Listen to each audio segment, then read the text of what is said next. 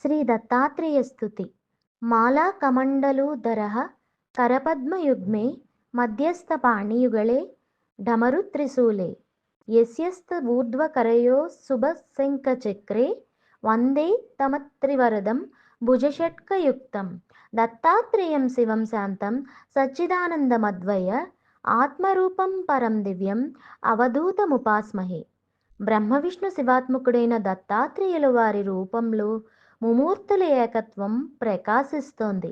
దత్తాత్రేయ స్వామివారు 6 చేతులతో వెలిగిపోతున్నారు. కింద భాగాన ఉండే 2 చేతులలో అక్షమాల, కమండలము ధరించారు. ఇది బ్రహ్మరూపం అన్నమాట.